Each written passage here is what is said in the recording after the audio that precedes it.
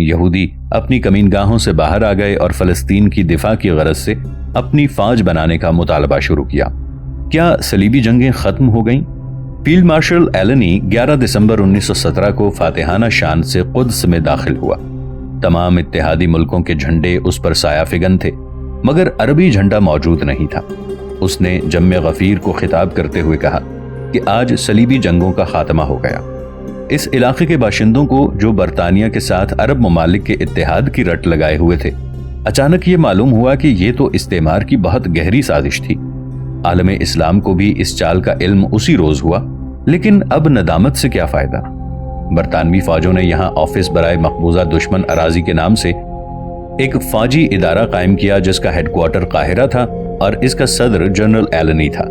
بین الاقوامی قانون کی روح سے فلسطین اس بات کا منتظر تھا کہ عالمی جنگ کے بعد ہونے والی امن کانفرنس میں اس کی تقدیر کا فیصلہ کیا جائے گا، لیکن عملی طور پر یہاں انگریزوں نے اپنے مطلوبہ مقصد تک پہنچنے کے لیے مخصوص پالیسیوں کا نفاذ شروع کر دیا تھا۔ انگریزوں نے فوجی ادارہ قائم کر کے امن کانفرنس کے فیصلوں کا انتظار کیے بغیر اپنی کارروائیاں شروع کر دی تھیں، اور ان کا بنیادی مقصد اعلان بلفور یعنی فلسطین میں یہودیوں کا وطن قائم کرنا تھا۔ انہوں نے فلسطین میں یہودیوں کو ہجرت کرنے کی کھلی چھوٹ دے دی، اور انہوں نے اپنی حکومت کے انتظام میں یہودیوں کو داخل کرنا شروع کر دیا اور عربوں کو اپنے ظلم و استحصال کا نشانہ بنایا۔ عرب ایک پریشان خواب سے بیدار ہوئے تو انہوں نے اپنے آپ کو ہر چہار جانب سے سازشوں کے نرغے میں پایا، یہاں تک کہ وہ اپنے ہی ملک میں اجنبی ہو گئے۔ ہر ایک ان کے خلاف سازش پر آمادہ تھا، اور جہاں تک یہودیوں کا تعلق تھا تو وہ اس ملک اور حکومت پر قبضہ کرنے کی تیاری میں مصروف تھے۔ پہلی فلسطین عربی کانفرنس 27 جنوری 1919 کو پہلی عرب فلسطینی کانفرنس بیت المقدس میں شروع ہوئی۔ فلسطین کے مختلف شہروں کے نمائندوں نے اس میں شرکت کی۔ اس کانفرنس کے پہلے سیشن کے دوران عارف دجانی کو اس کانفرنس کا صدر منتخب کیا گیا۔ اس کی رپورٹ میں اس کانفرنس کے انعقاد کے سبب پر روشنی ڈالتے ہوئے کہا گیا، جنوبی شام جو فلسطین کے نام سے معروف ہے، اس کے باشندوں کو یہ بات معلوم ہوئی ہے کہ یہودیوں سے یہ وعدہ کیا گیا ہے کہ ہمارے ملک کو ان کے قومی وطن میں تبدیل کر دیا جائے گا۔ چنانچہ لوگوں کے مشورے کے مطابق اس کانفرنس کے انعقاد کا فیصلہ کیا گیا اور مختلف علاقوں کے نمائندے اس شہر قدس میں جمع ہو گئے۔ اس کانفرنس نے پیرس کی اس کانفرنس کو ایک ٹیلی گرام بھیجا جس کا مضمون یہ تھا: شہر قدس میں منعقد ہونے والی عرب کانفرنس میں جنوبی شام کے تمام شہروں سے شریک ہونے والے مندوبین نے کسی اور مسئلے پر غور کرنے سے قبل یہ قرارداد پاس کی کہ وہ اس خبر پر اپنے شدید اختلافات اور احتجاج کا اظہار کرتے ہیں کہ ان کے وطن کو یہودیوں کا ملک بنایا جائے یا ان کو اس ملک میں ہجرت یا استعمار کی اجازت دے دی جائے، اور وہ اس بات کو ناپسند کرتے ہیں کہ ان کے ملک کا فیصلہ ان کی مرضی کے خلاف کیا جائے۔ فلسطینی عربی کانفرنس نے 2 میمورنڈم تیار کیے۔ ایک میمورنڈم تو اس نے قدس میں موجود حلیف ملکوں کے نمائندوں کی خدمت میں بھیجا، اور دوسرا میمورنڈم اس نے پیرس کی امن کانفرنس کو بھیجا۔ دونوں میمورنڈم کا خلاصہ یہ ہے: فلسطین میں یہودیوں کے تاریخی اور مذہبی دعووں کا انکار کیا جائے، اعلان بلفور کو مکمل طور پر رد کر دیا جائے، فلسطین میں یہودیوں کی املاک اور اراضی فلسطین کے پورے علاقے کے 2.5% سے زیادہ نہیں ہے، جبکہ ان کی آبادی یہاں کی کل آبادی کے 9% سے زیادہ نہیں ہے، تو یہ کیسی نامعقول بات ہوگی کہ اقلیت کو اکثریت کا حاکم بنا دیا جائے۔ نمبر 4 یہ کہ ہر زمانے میں فلسطین جنوبی شام کا اٹوٹ حصہ رہا ہے۔ ہمارے اور اس ملک کے درمیان قومی، مذہبی، لسانی، اخلاقی، اقتصادی اور جغرافیائی تعلقات قائم ہیں۔ نمبر 5 یہ کہ فرانس ہمارے ملک میں جن حقوق کا مطالبہ کر رہا ہے اس کی کوئی اصل نہیں ہے، اور ہم اسے کسی قیمت پر قبول نہیں کریں گے۔ انگریزوں نے اپنے مشہور پالیسی یعنی پھوٹ ڈالو اور حکومت کرو یعنی ڈیوائیڈ اینڈ رول کے ذریعے یہودیوں کے فائدے کے لیے فلسطینی عوام کو فلسطین برائے فلسطین کا نعرہ دیا۔ وہاں آباد انگریزوں اور یہودیوں نے بھی اس نعرے کی حمایت کی۔ انگریزوں نے بعض عرب فلسطینی لیڈروں کو اس بات کا قائل کرنے کی کوشش کی کہ ان کے اور ان کے ملک کے مفاد میں ہے کہ وہ اپنے مسئلے کو شام کے مسئلے سے الگ کر لیں۔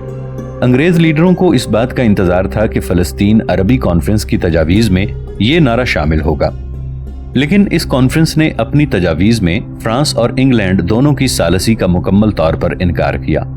اس طرح اس علیحدگی پسند نعرہ یعنی فلسطین برائے فلسطین کو بھی مسترد کر دیا گیا۔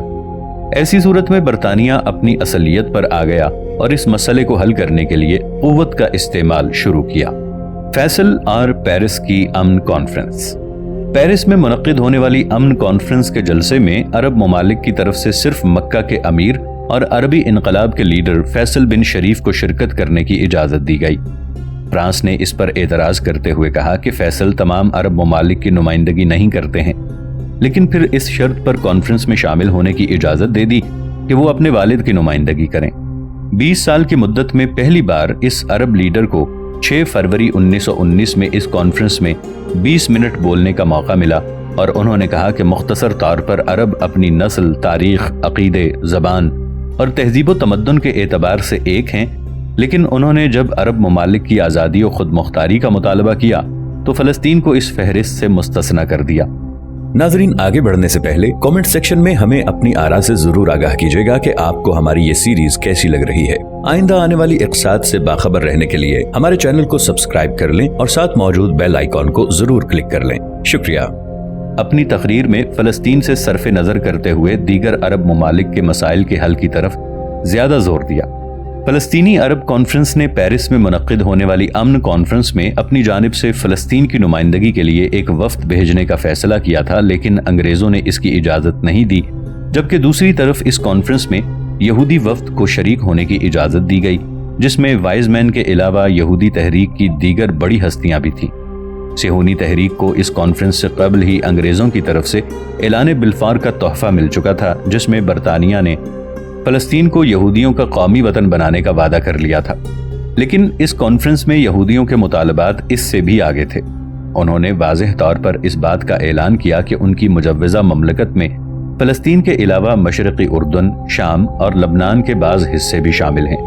قومی وطن جس کا وہ مطالبہ کر رہے تھے وہ اس طرح کی کوئی مملکت نہیں جیسا کہ انگلینڈ انگریزوں کے لیے۔ اس امن کانفرنس نے عرب ممالک کے ضمن میں خود رائے دہندگی یعنی سیلف ڈٹرمنیشن کی قرارداد کو منظور کر لیا۔ برطانیہ اور فرانس نے اس میں کوئی مزاحمت نہیں کی، لیکن امن کے چیمپئن امریکہ نے کنگ یا کرین کمیٹی کے نام سے ان علاقوں میں عوام کی مرضی کو جاننے کے لیے ایک وفد کو روانہ کیا۔ عرب قومیت کے لیڈر امیر فیصل۔ آگے بڑھنے سے قبل ضروری ہے کہ اس معاملے پر بھی روشنی ڈالے جائے کہ عراق اور شام کے بادشاہ اور عرب قومیت کے لیڈر امیر فیصل نے اس وقت صہیونی تحریک اور اس کے لیڈروں کے ساتھ کس طرح کا موقف اختیار کیا۔ یہودی لیڈر وائز مین اور عرب قومیت کے لیڈر شاہ فیصل کے درمیان مشترک مسائل کا حل تلاش کرنے کی غرض سے پہلی میٹنگ 4 جون 1918 کو عقبہ میں ہوئی۔ امن کانفرنس شروع ہونے سے تھوڑا قبل دوسری میٹنگ لندن میں ہوئی۔ اس میٹنگ میں یہودیوں کی طرف سے وائز مین کے علاوہ سوکولوف، ہربرٹ سموئل بھی شامل تھے، اور اس ملاقات کے بعد امیر فیصل نے عرب یہودی مفاہمت سے متعلق اپنا پہلا بیان ایڈیٹر دی ویٹر کو دیا، جو 12 دسمبر 1918 کے ٹائمز میں شائع ہوا۔ ان میٹنگوں میں سب سے زیادہ اہم میٹنگ وہ تھی جس کے نتیجے میں مشہور عرب یہودی معاہدہ یا فیصل وائز مین معاہدے پر 3 جنوری کو دستخط کیے گئے، جس کی روح سے عرب ممالک اور فلسطین کو ایک دوسرے سے الگ کر دیا گیا۔ اس معاہدے کی پہلی شق، جس میں فلسطین کو دیگر عرب ملکوں سے الگ کر دیا گیا تھا، دراصل اعلان بلفور کی توثیق تھی، جیسا کہ اس معاہدے کی تیسری شق سے ظاہر ہے۔ برطانوی حکومت کی جانب سے 6 نومبر 1917 کو جاری کیے گئے بیان یعنی فلسطین کے لیے ایک دستور وضع کرنے کی تجویز کو عملی شکل دینے کے لیے ہر ممکن تدبیر اختیار کیے گئے اور تمام وسائل اور ذرائع کا استعمال کیا گیا۔ امیر فیصل نے بھی امن کانفرنس میں اسی موقف کو اختیار کرتے ہوئے جب عرب ممالک کی آزادی و خود مختاری کی بات کہی تو فلسطین کو الگ کر دیا۔ 3 مارچ 1918 کو عرب قومیت کے لیڈر نے مشہور امریکی یہودی لیڈر فرینک فوریر کو ایک خط لکھا، جس میں عربوں اور یہودیوں کو باہم ایک دوسرے کے قریب بتایا۔ وہ لکھتا ہے، ہم عرب اور خاص طور پر جدید تعلیم یافتہ عرب صہیونی ترقی اور بیداری کو قدر کی نگاہ سے دیکھتے ہیں۔ ہم یہودیوں کی ہر طرح کی مدد کے لیے ہمیشہ تیار ہیں اور ان کے لیے ایک ایسے وطن کے خواہاں ہیں جہاں وہ خوشحالی اور کشادگی کی زندگی بسر کر سکیں۔ میں اور نئی نسل ایسے مستقبل کی توقع رکھتے ہیں جہاں ہم ایک دوسرے کا تعاون کریں تاکہ ہمارا ملک بھی دنیا کی ترقی یافتہ اور تمدن قوموں میں شامل ہو جائے۔ اس طرح امیر فیصل بن حسین بھی اپنے والد کے نقش قدم پر چلنے لگا۔ جس طرح شریف نے عثمانی خلافت کو ختم کرنے کے ضمن میں انگریزوں کی پالیسیوں کا ساتھ دیا، اسی طرح اس کے بیٹے نے فلسطین میں یہودیوں کے خواب کی تکمیل کو آسان کر دیا۔ 1919 کی عام ہڑتال۔ مارچ 1919 کو قدس میں اسلامی و مسیحی تنظیموں نے پورے ملک میں عوامی ہڑتال کی دعوت دی، جس کا مقصد امریکہ کی کرین کمیٹی تک اپنے مطالبات کو پہنچانا تھا۔ ان احتجاجی مظاہروں میں پورے ملک کی وحدت ابھر کر سامنے آئی۔ مسلمان مسجدوں سے نکل کر گرجا گھروں کی طرف گئے، جہاں عیسائی ان کے ساتھ ہو گئے۔ پھر ان تمام لوگوں نے مسجد اقصیٰ کے صحن سے ایک ساتھ نکل کر مظاہرہ کیا۔ اسی سال اپریل میں اسی طرح کے اور بھی مظاہرے ہوئے۔ اس طرح کے مظاہروں نے فلسطین کے مسلم عوام کو یہودی اور صلیبی ظلم و استحصال کے خلاف خونی کشمکش میں جھونک دیا۔ کینغ یعنی کرین کمیٹی۔ برطانیہ اور فرانس کے بین الاقوامی تحقیقی کمیشن سے دستبردار ہو جانے کے باوجود امریکی صدر وکسن نے حقائق کی تفتیش کے لیے کرین کمیٹی کو فلسطین بھیجا۔ یہ کمیٹی 10 جون 1919 کو یافا پہنچی۔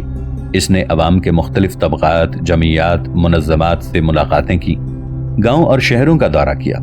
اسے اعلان بلفور سے متعلق عوام کے شدید غیظ و غضب کا اندازہ ہوا۔ یہاں کے عوام نے ایسے متحد شام کا مطالبہ کیا جس میں فلسطین بھی شامل ہو، لیکن اس کمیٹی کو متعین کرنے کا کوئی خاص فائدہ نہیں ہوا، کیونکہ خود امریکہ نے ہی اس کی رپورٹ کی طرف کوئی توجہ نہیں دی۔ 1 اگست 1919 کو برطانیہ کے وزیر خارجہ بلفور نے کیرزون کو ایک خط لکھا، جس سے اس طرح کی کمیٹیوں کی اہمیت کا اندازہ لگایا جا سکتا ہے۔ وہ کہتا ہے، فلسطین میں ہم وہاں کے موجودہ باشندوں یعنی یہودی کی رعایت کے علاوہ کسی کی پرواہ نہیں کریں گے۔ دنیا کی 4 بڑی مملکتوں نے فلسطین میں یہودی مملکت کے قیام کا فیصلہ کر لیا ہے، اور یہ 7 لاکھ عربوں جو ان قدیم ممالک میں آباد ہیں، خواہشات سے کہیں زیادہ اہمیت کی حامل ہے۔ 1920 کے انقلابات کے محرکات۔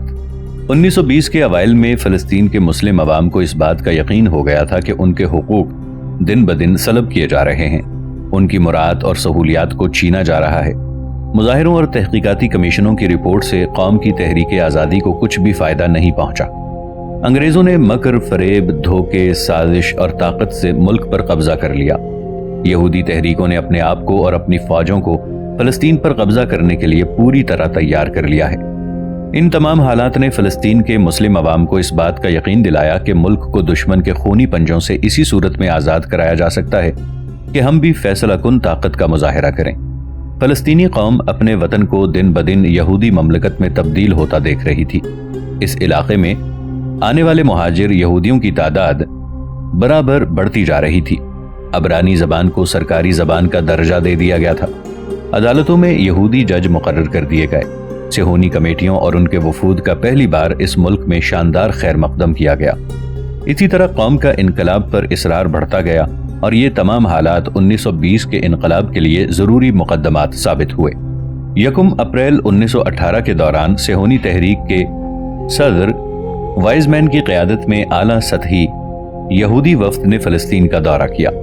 اس کے دورے سے قبل ہی برطانوی حکومت کی طرف سے فلسطین کی فوجی حکومت کو ضروری ہدایات بھی مل گئیں کہ وائزمین کو فلسطین میں ہر طرح کی سہولیات فراہم کی جانی چاہیے، اور یہ فوجی حکومت کی ذمہ داری ہے کہ وہ وائزمین کو فلسطین کے معاملات سے باخبر کرے اور فلسطین کو یہودی مملکت میں تبدیل کرنے کی ممکن کوششوں کا جائزہ پیش کرے۔ ہجرت کی پوری آزادی تھی۔ اس سرزمین پر یہودیوں کے غلبے کو یقینی بنائے، یہودی فوج کو تیار کرے اور شہری انتظام میں یہودیوں کو موقع دے تاکہ وہ برطانوی حکومت کے زیر سایہ حکومت کرنے کے طریقوں کو سیکھ لیں، کیونکہ انگریزوں کے بعد تو انہی کو حکومت کی باغ ڈور سنبھالنی ہے۔ چنانچہ جنرل البنی نے اس صہیونی وفد کا شاندار استقبال کیا اور یہاں ان کے کام میں ہر طرح سے مدد کی۔ اس وفد نے حکومتی انتظام کی طرف خاص توجہ دی۔ اس کے دورے کے درمیان فلسطین کی مسلم آبادی کو ان کے علاقے میں محصور کر دیا گیا اور ان کو نقل و حرکت سے روک دیا گیا۔ جنرل ایلنی نے دمشق میں شاہ فیصل کو بھی دھمکی دی کہ وہ فلسطین کے سیاسی معاملات میں دخل اندازی نہ کریں۔ 17 اکتوبر 1918 کو جنرل ایلنی کی طرف سے فیصل کو لکھے گئے ایک خط میں کہا گیا کہ فوجی حکام کو دیے گئے احکام میں یہ بات شامل ہے کہ فلسطین کے سیاسی امور میں کسی بھی طرح کی دخل اندازی کو برداشت نہ کیا جائے، اور جو کوئی اس حکم کی خلاف ورزی کرے گا میں اسے معزول کرنے کا حق رکھتا ہوں۔ جنرل ایلنی کے اس اعلان نے فلسطینی عوام کے احساسات و جذبات کو مزید ٹھیس پہنچائی کہ اس نے سر ہربرٹ سیموئل سے فلسطین کے معاملات کو سلجھانے کے لیے مدد طلب کی ہے، और उसे दावत दी है। 6 जनवरी 1920 सर हर्बर्ट सैमुअल ने यह बयान जारी किया कि वो यहूदी ममलकत को आखिरी शक्ल देने और यहूदी हुकूमत के दीगर मामलात पर गौर करने के लिए जल्द ही फिलिस्तीन जाने वाला है। हर्बर्ट सैमुअल, इस बरतानवी यहूदी की शख्सियत पर रोशनी डालने में कोई हर्ज नहीं जिसने इसराइली ममलकत के क़याम में मरकजी किरदार अदा किया। सैमुअल अपनी किताब ज़कवा में खुद अपने मुताल्लिक लिखता है, मुझे वो हादिसात याद हैं जिनके नतीजे में मुझे फ़लस्तीन में मुतय्यन किया गया। मैं उन वाक़यात को किस्से की शक्ल में बयान करूँगा। मैं पहले कारी से दरख्वास्त करूँगा कि वो अपने जहनों में पहली आलमी जंग से कबल के हालात को मुस्तहज़र कर ले, जब हमने मशरिक़ वस्ता के ममालिक को शिकस्त दी। उस वक्त हमें इस बात में कोई शक बाकी नहीं रह गया कि अनकरीब फ़लस्तीन में दूसरे मुस्तक़बिल का दरवाज़ा खुलने वाला है। लेकिन तुर्की के जंग में दाखिल होते ही मामला उलट गया और फ़लस्तीन ने एक नई शक्ल इख्तियार कर ली। मशरिक़ वस्ता से मुताल्लिक अपने अहम मफाद के पेश नज़र बरतानिया ने इसकी तरफ खुसूसी तवज्जो दी। हमारी हुकूमत के लिए ये बात निहायत अहम थी कि तुर्की हुकूमत अपने बाद के फ़लस्तीन की हुकूमत का जिम्मेदार बनाएगी, क्योंकि नहर स्वीज़ इसके बिल्कुल करीब है। और जहाँ तक मेरा ज़ाती मसला है तो मेरे लिए ये मौजू इससे भी ज़्यादा अहम था। मैं यहूदी कौम का वो पहला शख्स था जिसे बरतानवी वजारत में इतना बुलंद ओहदा हासिल था। मैंने उस वक्त के हालात पर गौर करते हुए 9 नवंबर 1914 को बरतानवी वज़ीर ख़ारजा सर एडवर्ड ग्रे से मुलाकात की और फ़लस्तीन के मुस्तक़बिल के मौजू पर बातचीत की। शायद कि ये मेरे कदीम यहूदी कौमियत की ख्वाहिशात को अमली जामा पहनाने का मुनासिब मौका था। चुनाचे मैंने फ़लस्तीन में यहूदी ममलकत के क़याम के मुताल्लिक भी गुफ्तगू की। मुझे यकीन है कि इस तरह की ममलकत का क़याम अंग्रेज़ों के सरगर्म रोल के बगैर मुमकिन नहीं था। फ़लस्तीन के जोग्राफियाई हालात और मिस्र से इसकी क़ुर्बत की बदौलत बरतानवी ममलकत के लिए ये इलाका काफ़ी अहम हो गया था। एडवर्ड ग्रे ने मुझसे दरियाफ्त किया कि फ़लस्तीन को ज़रूरत के तहत शाम में ज़म कर देने के मुताल्लिक क्या ख्याल है। मैंने जवाब दिया कि ऐसा हरगिज़ मत कीजिएगा। हिकमत का तकाजा है कि आप बैरूत और दमिश्क को फ़लस्तीन में दाखिल न करें, क्योंकि इन इलाकों की आबादी इतनी ज़्यादा है कि इन पर काबू हासिल नहीं किया जा सकता। मैंने ये भी कहा कि अगर शाम फ्रांस के कब्ज़े में चला गया तो ये हमारे लिए बड़ा नफ़े बख्श होगा। यहूदी ममलकत के लिए ये ज़्यादा सूदमंद है कि तुर्की के मुकाबले में उनका कोई पड़ोसी, कोई यूरोपीय हुकूमत हो। इसी तरह एक बार मुझे इस मौजू पर लॉर्ड जॉर्ज से गुफ्तगू का मौका मिला और उसने वज़रा की मीटिंग में फ़लस्तीन के फ़ाइनल अंजाम की तरफ इशारा किया। उसने मुझसे कहा कि वो इस बात का ज़्यादा ख्वाहिशमंद है कि यहाँ यहूदी ममलकत वजूद में आए। मैंने अफ़कार व नज़रियात को एक रिपोर्ट की शक्ल दी और इस रिपोर्ट को वज़ीर आज़म और दीगर वज़रा में तकसीम कर दिया। फिर मार्च में मैंने इस रिपोर्ट की मज़ीद नोक पलक दुरुस्त की और इसे फिर तकसीम किया। मैंने अपनी रिपोर्ट में यहूदियों के मकासद के हुसूल के सिलसिले में बरतानवी हुकूमत की हिमायत को ख़ास अहमियत दी। चुनाचे बरतानवी हुकूमत ने इस रिपोर्ट की हिमायत की।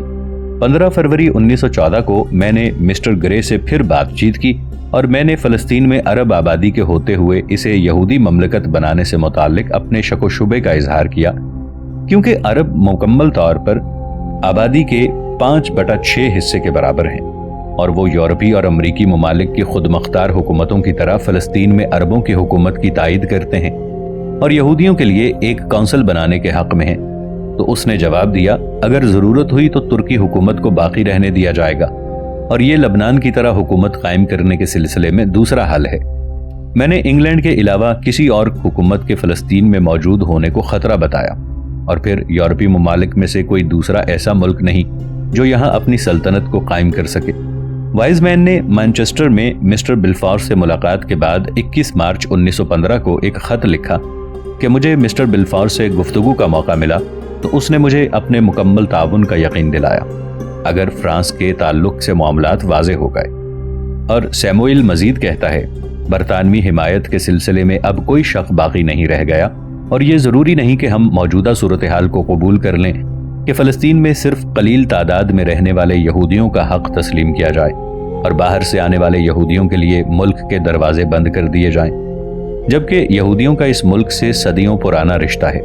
अगर हज़ारों साल पुरानी तारीख का मुताला किया जाए तो साबित होगा कि यहूदियों का इस मुल्क से बहुत पुराना रूहानी, मजहबी और सकाफती रिश्ता है। इसी तरह हम देखते हैं कि हर्बर्ट सैमुअल ने 1914 से ही यहूदी ममलकत के क़याम के सिलसिले में अपनी प्लानिंग पर अमल करना शुरू कर दिया था جبکہ وہ فلسطین پر انگریزوں کے قبضے سے قبل برطانوی حکومت میں وزیر تھا۔